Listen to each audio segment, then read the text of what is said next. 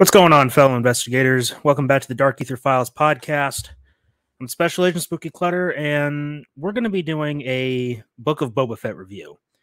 Now, originally, I already technically did a Boba Fett review for the Book of Boba Fett, but I didn't feel very satisfied with it as a whole. What I did was I made that video a Patreon exclusive video. Basically, that video is you could say, an uncut version of what I'm about to talk about here. I kind of classified it more as a rant, a Book of Boba Fett review / rant, because I do get off topic a little bit, and I just felt that it would have been better served as a Patreon exclusive video. So if you want to see an uncut version of me reviewing the Book of Boba Fett, then make sure to go subscribe to our Patreon. There's a bunch of other content there related to Patreon exclusive videos, as well as Echo 115, my comic series that's currently in development. So if any of that interests you, then feel free to check out the Patreon link in the description of this video. And with that all being said, let's go ahead and get into this review. So when I first heard that they were making a Book of Boba Fett series, I was partially excited. Now, when I say partially excited and not fully excited, this is remembering that this is Disney Star Wars. And Disney Star Wars has had a track record of being not very good. And what I mean by that is disrespecting the lore of the series, particularly the first 6 films.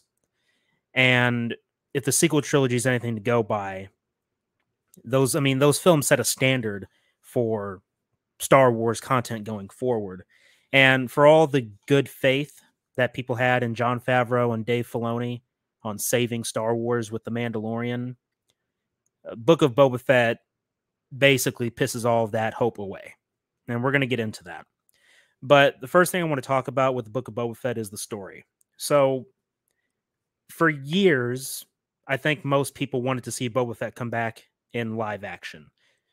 In his death with the Return of the Jedi, people were sort of upset about that because he was such a popular character and they killed him off. In George Lucas's defense, and this is from his own words, that he really didn't expect the character to be so popular per se. He was just a bad guy that was just in the background. Nothing really important about him, but he obviously has a really big fan base, especially these days. He's a very popular character. After Return of the Jedi, the original trilogy being over, we had a very large gap between Return of the Jedi and Phantom Menace.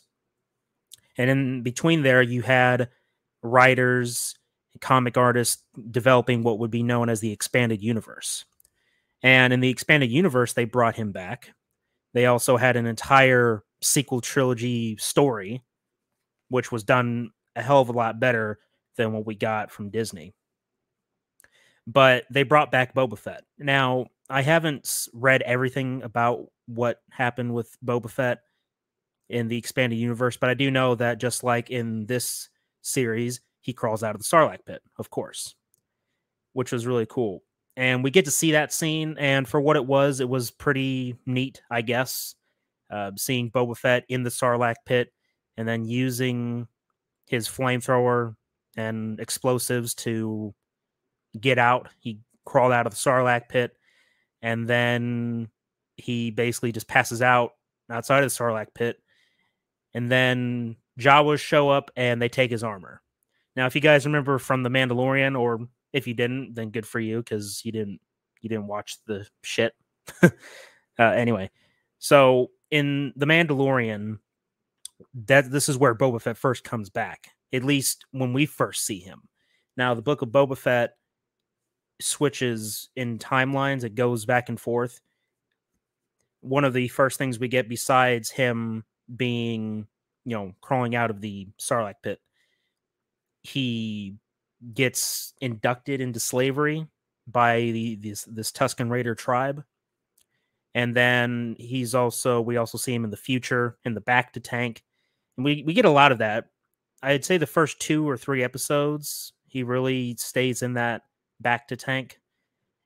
And I mean, cool. I mean, he has these flashbacks and memories of being in slavery, but then we get a sort of predictable story about the him being, captured, enslaved by the Tuscans, where he saves a Tuscan kid and they sort of bring him into their tribe. And one of my first problems with this is that this isn't what I wanted to see from a Boba Fett show. The story in concept is or all right, I guess. I mean, I don't have any real complaints about the concept of the story of having someone being enslaved by the Tuscans, and then, they sort of the character gains some good graces with the Tuscan tribe because they save someone. I don't necessarily have a problem with that. I just have a problem with it being here in this show, because this is not what I wanted to see from a Boba Fett show. I wanted to see Boba Fett, bounty hunting, what we've always known him to be. So, Boba Fett's not a bounty hunter anymore. He even says that he's done, essentially putting his life on the line for other people, which, I mean, all right, I guess, but I mean, you've always been a bounty hunter. Well, not always, but from a young age, you started early with bounty hunting. We see this in the Clone Wars animated series. And here we are. It's why not be a bounty hunter? But I guess, some people will say that, well, you got to have a progression of the story, right? Maybe he doesn't want to be a bounty hunter anymore. It's like, okay, but he's been known as a very legendary bounty hunter for how many years? We never get to see his exploits. We've only seen him in the original trilogy, and he doesn't really do much. We see him a little bit in the Clone Wars, but he's a kid there. He's a teenager, not really doing much there. To gain that legendary bounty hunter status, you got to have done a lot of impressive things, I would think, and I would have liked to have seen that. But instead, we just see him on Tatooine, and he wants to be the new ruler, essentially, the daimyo, as they call it. He kills Bib Fortuna at the end of Mando season 2, and then he takes the throne. And then you have this entire story with what's referred to as the Pike Syndicate. They're just a crime syndicate that's selling spice, and then Tatooine's one of the planets that they're selling it on, and Boba Fett's concerned for the people and the planet. One of the criticisms that I've heard about this series is that they're making Boba Fett more of a good guy in a sense. I don't necessarily mind that. Obviously, Boba has been a villain for what he was. I mean, he took Han Solo to Tatooine, to Jabba the Hutt. We see him being an antagonist in Empire Strikes Back. I mean, he's being hired by the Empire, the bad guys. So he's a bad guy. But I didn't necessarily mind him being more of a good guy. I mean, that's just me. But there's a better way to do it, and this wasn't really the way. This is the way, right? Mandalorian stuff.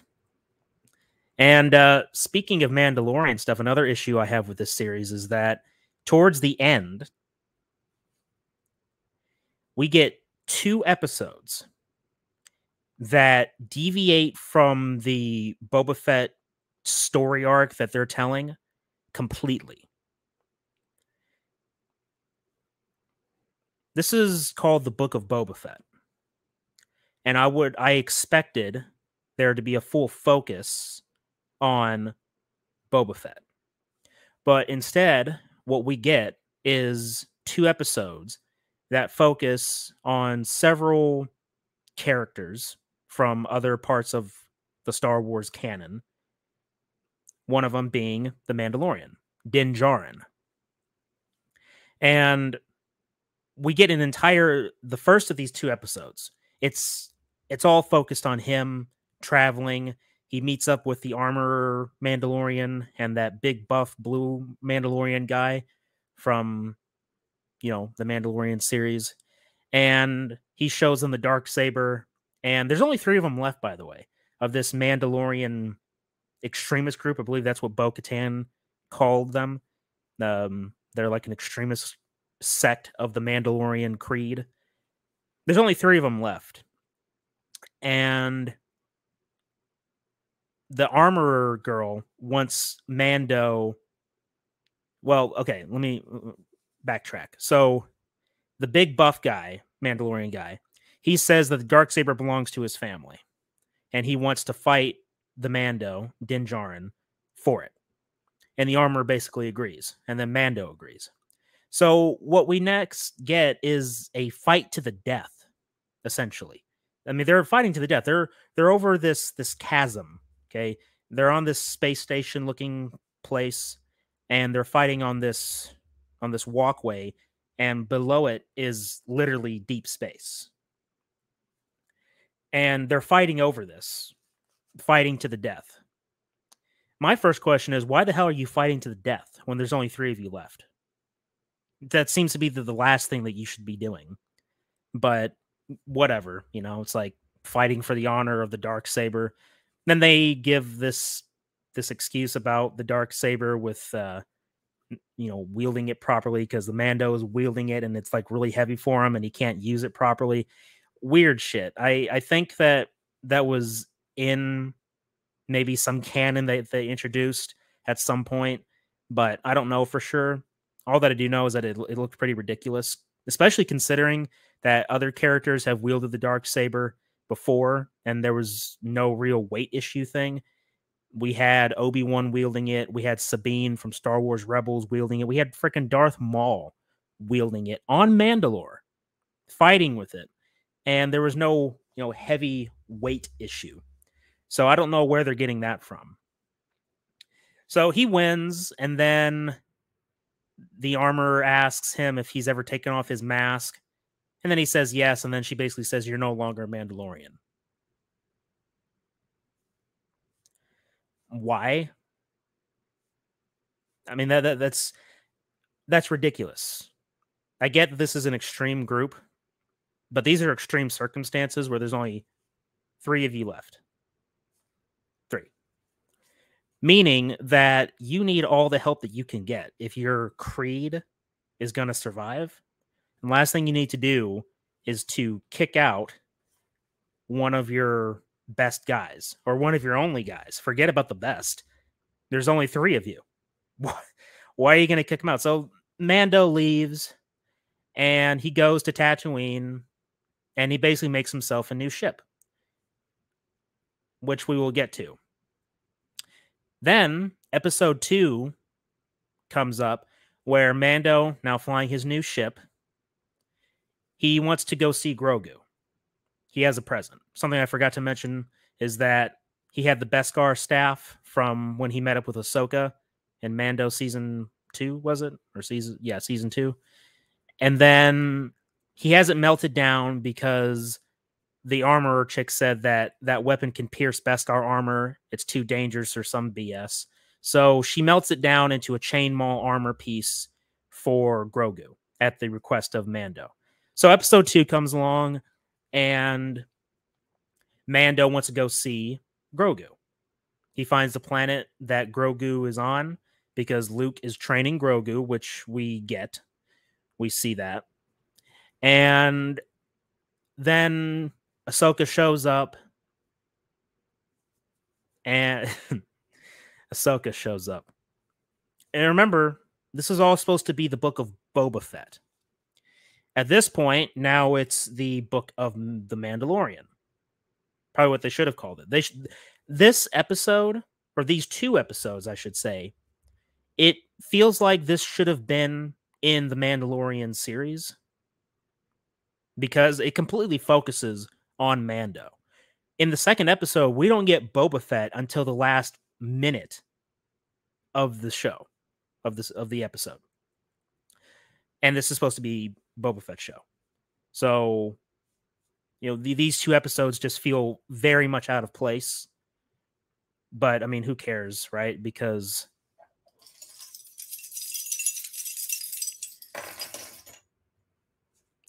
this series isn't the Book of Boba Fett. If you look at the thumbnail for this video, it says the Book of Key Jangling Nostalgia. Because at this point, you're drowning in nostalgia. The ship that the Mando has is a modified N1 Naboo starfighter from the Phantom Menace. Then you get Ahsoka. And then we get Luke. We get Luke, and we see him training Grogu. Doesn't really mean much, and I'm going to explain why here in a minute. But here we are. We get Luke training Grogu. We have a better looking deep fake of Mark Hamill's face, a young Mark Hamill. And for what it is, I mean, it looks all right. I mean, I don't really care at this point. I'm ready to get this series over with. I mean, this series basically sealed the fate. I mean, technically, I was done with Disney Star Wars when they fired Gina Carano. And that was something that really upset me. And it's also relevant because, well, we already went into it in the War and Pop Culture. We kind of discussed what happened. But the overall point is that the firing of Gina Carano also affected us here on our channel. And so it pissed me off, and it pissed off a lot of people. Disney never faced any backlash. So if the sequel trilogy didn't seal the fate of this franchise owned by Disney, the firing of Gina Carano did. Anything afterwards is just, it's like, oh, it's something to laugh at, something to point fingers at, say, look at the shit. Look at the crap that they've given us. They're trying to pass us off as good. And to all the normies, to all the people that blindly consume, they're going to enjoy this. They don't care about what happened to Gina Carano. They just want to consume the Star Wars that they're given. They don't want to hold Disney accountable for what happened. And I hope that someday they will.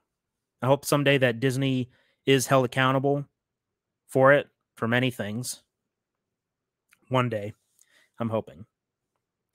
Anyway, so what happens at the end, or not at the end, what happens in this episode is that it's revealed that the planet that they're on is the planet that we see in The Last Jedi. Luke is having his Jedi temple built, the same Jedi temple that we see in The Last Jedi burning. So there's no question about it. This series, the Mandalorian series, all of this is tying into the sequel trilogy. Like I said, if I wasn't checked out of Star Wars, I mean, I was already checked out with Star Wars. Disney Star Wars, not, George Lucas Star Wars and other things. But if the firing of Gina Carano didn't seal the deal, which it did, then for anybody still holding out hope that they're trying to retcon the sequels, because there are some people that believed that Jon Favreau and Dave Filoni would save Star Wars. No, they're not. They're tying this into the sequel trilogy. The Jedi Temple being built is the same one we see on fire. This is all tying into the sequel trilogy. So, yeah. My investment in this story was already gone, but any hope of it coming back is gone because this ties into what destroyed Star Wars. So I'm done with that. Simple as that. We also get a little bit where Luke makes Grogu choose. He has the chainmail armor from the Mando, and then he also has Yoda's lightsaber.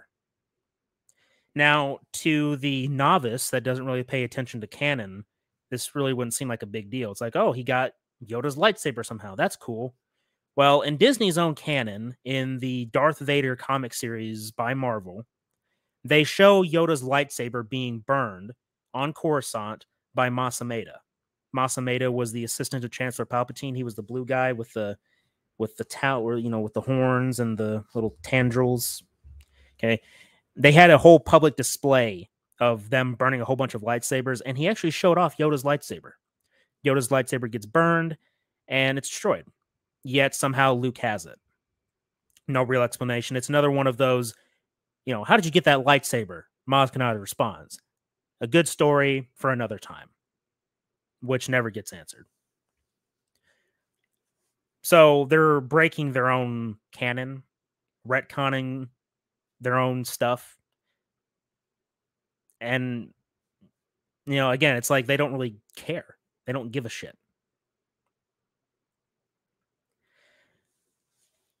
In the final episode of this series, we get Cad Bane.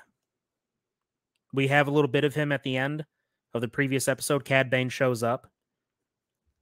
And for what that shot was, you guys already know. When he shows up at the end of this episode, he shoots Cobb Vanth, whatever. It's a pretty cool shot. It kind of reminds me of like Desperado or those Wild West films. And Robert Rodriguez directed a few of these episodes too. So Cad Bane shows up looking all badass, and then he leaves after shooting Cobb Vanth. Then we get into the final episode. Mando's there, Boba Fett's there, Fennec, all that. And then basically they win against the Pike Syndicate. Boba kills Cad Bane with his Tusken stick that he made. And I mean, that's pretty much it. Oh, Grogu comes back because Luke sends R2 in his X-Wing to Tatooine to bring Grogu back because Grogu chose the Beskar chain maul. So he chose not to be a Jedi. Okay.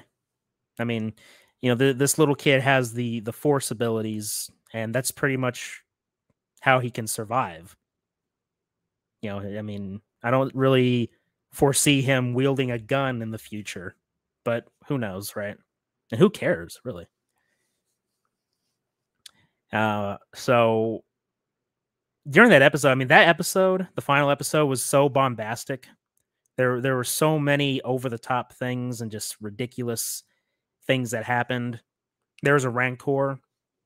The Rancor was introduced a few episodes earlier, and then Boba decides to grab it, and it makes a ruckus through Mos Espa, and then he goes King Kong. He gets loose, and then he's on top of one of the tall spires of the building, and it's like King Kong. It's like, oh, you're sort of ripping off something that was much better than this, but whatever. What else?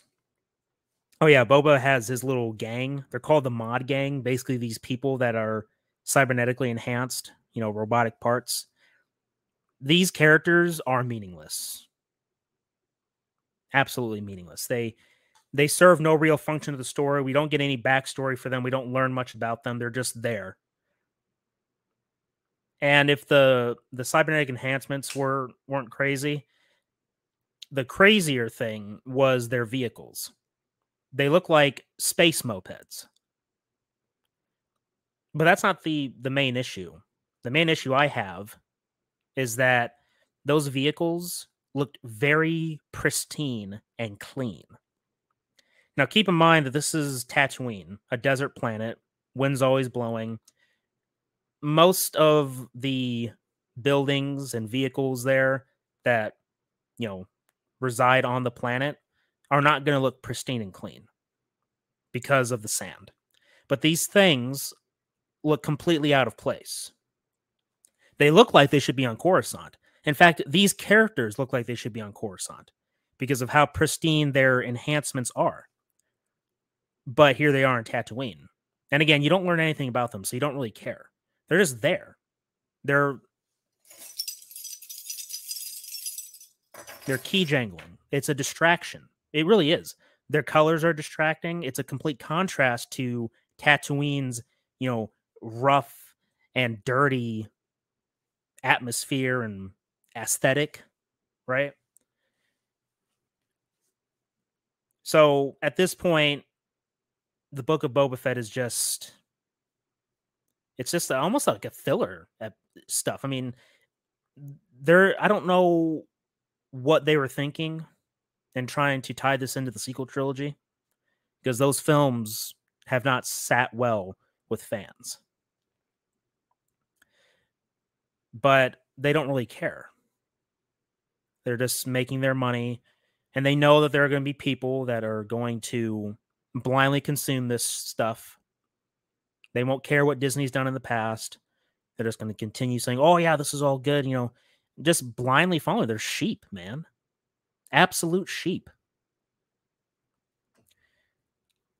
Oh, yeah, there's also a Wookiee, a black Wookiee. He looked pretty cool.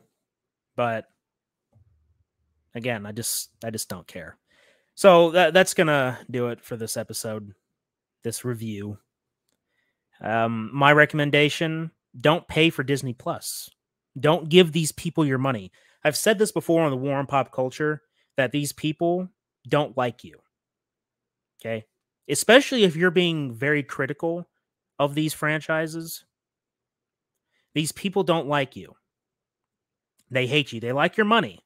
And they know that a lot of people are still going to pay for this stuff because what's the alternative? Well, here's the alternative. Go find the alternatives. I'm making an alternative. It's not Star Wars what I'm making, but I'm not trying to make Star Wars. I'm trying to make my own thing based off of franchises that have influenced me and given me some ideas on how I can make my own story, and that's what I'm doing. And that's what other people are doing too. Look for the alternatives. Stop giving these people your money because it doesn't make any sense to give money to people that don't like you. It makes no sense. Stop giving these people your hard-earned cash. Stop giving them the power to ruin the franchises you love. It's very simple. So with that all being said, thank you guys for all the support. Thank you to Mother Mulder, J-Man from J-Man's Movie Cave, and Kyle Curtis Flett, part of the Dark Aether Files Patreon. And with that all being said, thank you guys very much for watching, listening, and supporting. And until next time, remember that the entertainment is out there. I'm Special Agent Spooky Clutter. I'm Special Agent Carter Sauce. Special Agent Dr. Richtofen. And until next time, fellow investigators, remember, the entertainment is out there.